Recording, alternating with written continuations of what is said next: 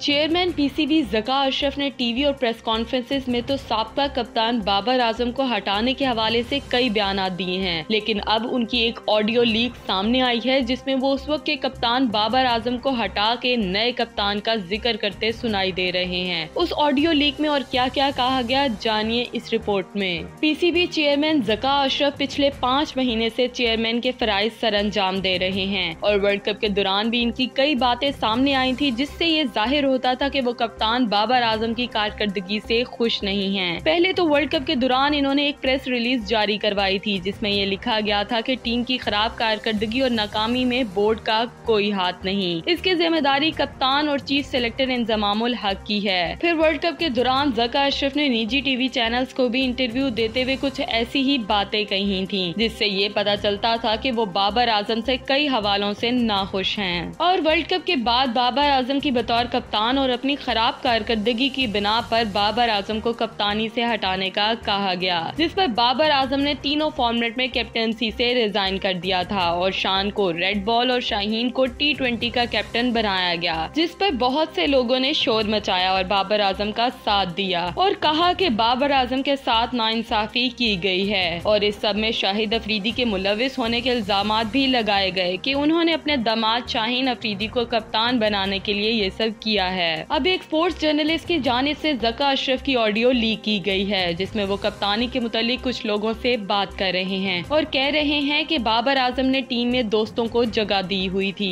जिनकी कारकर्दगी भी ठीक नहीं थी, जिसमें शादाब खान और हसन अली का नाम लिया गया है। और ज़का अशरफ ये भी कह रहे थे कि बाबर आजम समेत टीम के 8 खिलाड़ियों को एक ही मैनेजर हैंडल कर रहा है और सब प्लेयर्स उसी की बात मानते हैं। और जब एक खातून ने उनसे पूछा कि रिजवान को कप्तान क्यों नहीं बनाया और शाहीन को क्यों बनाया, तो उस पर उन्होंने जवाब दिया कि रिजवान मुझे पसंद था, लेकिन रिजवान भी उसी मैनेजर के अंडर था। और ज़का अशरफ उस ऑडियो में ये भी कहते सुनाई दिए कि बाबर आजम के खिलाफ मेरा प्लान बी भी तैयार था, मैंने उसको टेस्ट की कैप्टनसी कंटिन्यू रखने का कहा था और उसने कहा कि मैं घर से पूछ के बताऊंगा, जबकि उसने अपने उसी मैनेजर से पूछना था जिसका नाम तला उस्मानी है और जो इन सबको हैंडल कर रहा है। और जब किसी ने कहा कि शाहीन अफरीदी पर भी तो शाहिद अफरीदी का इन्फ्लुएंस है, तो ज़का साहब ने कहा कि इतना तो चलता ही है। अब यहाँ से बहुत से सवालात पैदा होते हैं कि क्या ये स्क्रिप्टेड ऑडियो लीक थी जो किसी ने जानबूझ के करवाई, क्योंकि ऑडियो सुन के ये साफ पता लग रहा है कि जो खातून ऑडियो रिकॉर्ड कर रही हैं वो ज़का अशरफ को अब्बू कहकर पुकार रही हैं, तो क्या वो ज़का अशरफ की बेटी हैं? और असल बात की इस ऑडियो लीक से साबित क्या होता है? क्या ये सब प्लानिंग वर्ल्ड कप के दौरान पहले से कर ली गई थी कि बाबर आजम को कप्तानी से हटाना है? और रिजवान को अगर कैप्टन इसलिए नहीं बनाया कि वो इस मैनेजर के कंट्रोल में है, तो शाहीन के लिए भी तो सेम मैनेजर काम कर रहा है। सवालात तो बहुत से हैं, लेकिन इनके जवाब कब कौन देगा ये मालूम नहीं। और क्या ज़का अशरफ अपनी इस ऑडियो लीक के बारे में कोई बात करेंगे या नहीं, ये आने वाला वक्त ही बताएगा। मारूशा इम्तियाज, हरीफ डिजिटल, लाहौर।